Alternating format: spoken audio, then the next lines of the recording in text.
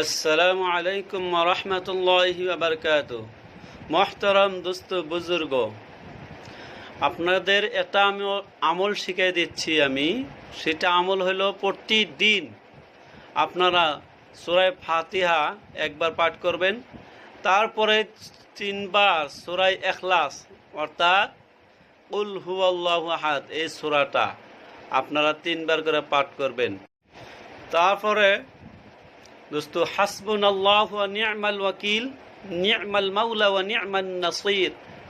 আর ভাই ও বোনেরা, এই আমলটা আপনারা বেশি বেশি আমল করবেন, যে যেতে পারেন। আমাদের সকলকে আল্লাহ তাআলা হেফাজত করবেন, সকল আপদ বিপদ থেকে আমাদেরকে হেফাজত করবেন ইনশাআল্লাহ। আপনারা বেশি বেশি আমল করবেন।